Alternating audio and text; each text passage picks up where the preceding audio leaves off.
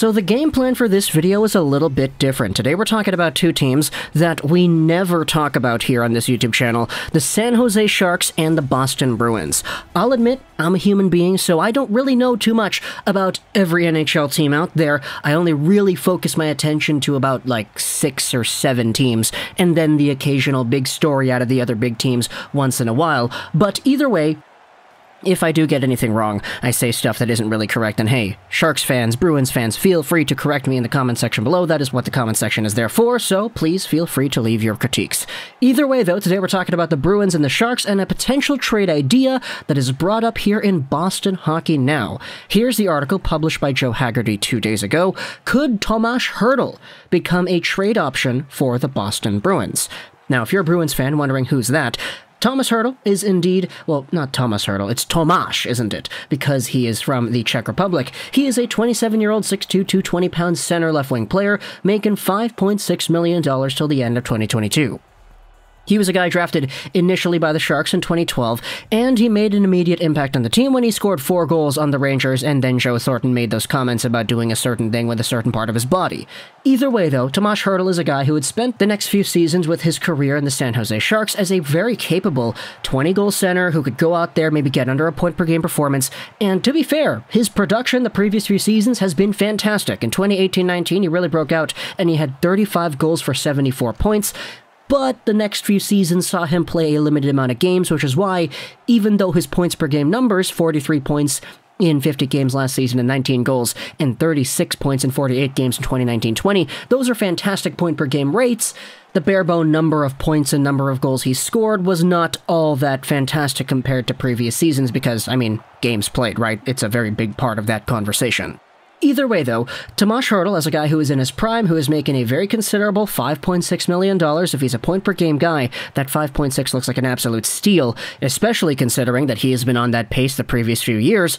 The problem with Tomas Hertl is that he does need a new contract, and his future with the team is uncertain. The entire Evander Kane situation with the Sharks has been very ugly, and we have some players on the Sharks, like Tomas Hertl, for example, who have been, in the media at least, guys who have reportedly wanted out because of the way this Kane thing has been dealt with. So the past few days, past few weeks, we've had ourselves some pretty big Tomas Hertl trade rumors. As a guy who is potentially on the block, Elliot Friedman noted that before the Montreal Canadiens acquired Christian Dvorak, Tomas Hertl was on their radar as well. We had ourselves other conversations going about with other teams as to whether or not Hertl could be a second-line center that they're looking for.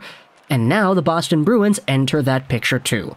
Here's the article here on Boston Hockey Now by Joe Haggerty. Could Hertl become a trade option for the Boston Bruins? The entire article opens up with the idea as to how the Bruins are going to go out there and replace David Krejci. Krejci, if you hadn't been aware, has been the second-line center behind Patrice Bergeron for a number of years. It's been so long that David Krejci has been a solidified NHL producer who is good for at least 50 points on the season, and who is really going to go out there and never disappoint, you know? He's been super consistent the past, like, decade, and it's been fantastic to see his career blossom into the Stanley Cup champion, multi-time Stanley Cup finalist player that he is today, but the problem with Krejci is that he's no longer in Boston. He said, see you later, I'm gonna go home because I want to play hockey in my home country, which is why David Krejci today is no longer an NHL player. He's actually playing for Hockey Club Olomouc in the Czech Republic League.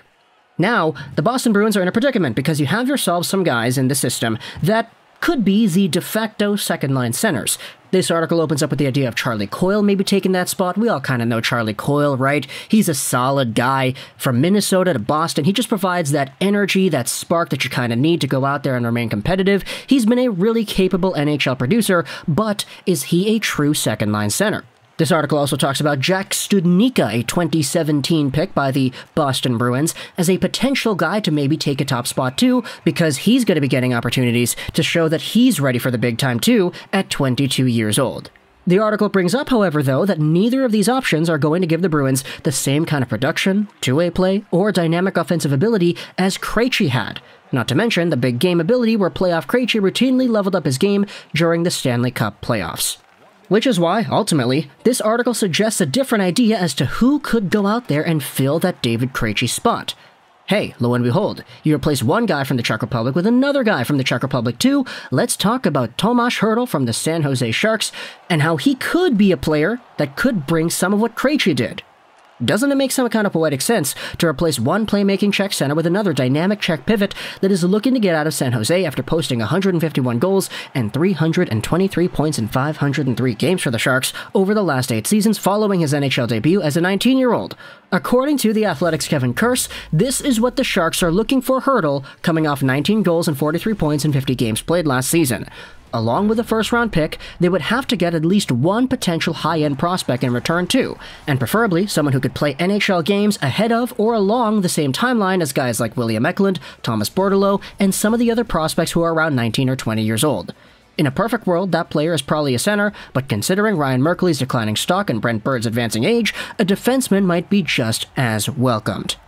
Which is why this piece is suggesting, hey, don't go after Jack Eichel. There's a guy right there in Tomas Hertl that could be a potential fit too, and if it's only a first-round pick and a prospect, why not send over a first from the Bruins as well as Jack Studnicka to get a hockey trade done for an apparent heir to the second-line center position with the Boston Bruins? Now, before I give my opinion, I want you to tell me in the comments below what do you think about this idea right here. Firstly, a first and Studnicka for Tomas Hertl. How exactly would that work out? Well, Hertl is a legit NHL player who's good for just under a point per game, depending on how many games he plays. That's the important part right there, at a pretty cheap price tag of one more season. There's nothing to hide here with Tomas Hertl. He's a very dynamic, very capable goal scorer who's got some really good finesse and skill, and if he's playing behind Patrice Bergeron, this could be a really good sheltered kind of role for a guy like Hertl who has been a top guy in San Jose the past few seasons. It's been difficult in San Jose because of the departures of their top guys, but still, Hertl's been there, he's been kicking around, he has been still very good, very capable, and the Bruins, I mean, if you're looking for a guy to replace that Krejci production, Hertl could be that guy cut and paste. As for Jack Studnicka, let's go over his profile over here. He's 22 years old, 6'1", 172. He's a center right-wing player, drafted 53rd overall in the 2017 NHL Entry Draft by the Boston Bruins. When he was drafted, he was seen as a guy that might not have been the best high-upside pick back in that range. Now, sure, his last name is Studnicka, meaning that he is a stud. But back in 2017, he was seen as this very capable two-way player in the OHL who didn't really have a super high offensive ceiling, but who did have the right tools to do everything else right. The next season, though, for Jack Studnicka in 2017-18, he upped his production. He had 72 points in 66 games played. This is the scouting report from Dobber Prospects from that time frame in April. Studnicka will most likely return to Oshawa next season and lead his team in points again. He's a smooth skater, has silky soft hands, and isn't afraid of buzzsawing his way to the goal. He is versatile and capable in any situation, power play, penalty kill, or 5-on-5. The Bruins are blessed with depth, which will give him time to hone his game in junior.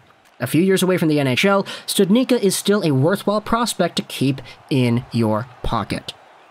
Now, as the years have gone on, he had spent more time in the general system, in Providence. He played for the Niagara Ice Dogs, where he was a good producer over there. He made his debut with the Boston Bruins, though, in 2019-20. He played in the postseason, went pointless, but still, it's nice to get that experience. But his body of work in the AHL is what was most impressive, in my opinion. He had 49 points in 60 games played as a first-year full-time AHL rookie, and that was pretty good, especially for a guy who was in his early 20s. This season, though, he split time between the Bruins and the Bruins, the Providence Bruins and the Boston Bruins. He had a total of 10 points in 31 games played, with most of those coming in the Providence system. He didn't really produce all too much with the Boston Bruins this season, but it should be noted that he still does have a lot more time to develop. This is the same scouting report over here from Chris Mazza on Dobber Prospect from June 2021. He made the Bruins roster to start off the year, but he split his time between the AHL and the NHL. He spent most of his time with the big club, managing 3 points in 20 games, playing mostly in a depth role. He will most likely make the Bruins out of training camp next season, so the only question that remains is when the young Studnicka will secure a scoring line role.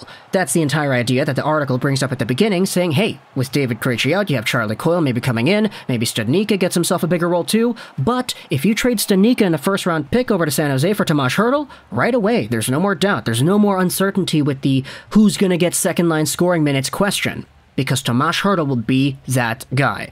I think a lot of Bruins fans are taking a look at Studnicka and the draft picks and saying, you know, we kind of just want to win. We want to stop getting eliminated by Tampa Bay, and Patrice Bergeron might not be here next season, so we'll see how that goes down. So screw the future, man. Let's get us Tomas Hertl. Let's put him on the lineup. Let's have him do things, and we'll see where we go from there. For San Jose, I'm not really too sure, because if you guys want to build for the future, I mean, Hertl is only 27, so he's not super old, so it really does seem a lot more like a Boston trade rather than a Sharks trade, especially since the pick that the Sharks would be getting, if it's a first from Boston, wouldn't really be too high anyway. It would be like 22 plus at the minimum. So, it makes a lot more sense for Boston in my opinion, but talk to me in the comments though if you're a Sharks fan and you would like to see a trade like this. Do you like Studnicka? Do you like the profile that he possesses and would you think that would benefit your team? Talk to me in the comments what do you think if you're a Sharks or a Bruins fan about this hypothetical trade idea. I hope you enjoyed this video. Trolls 99 and bye.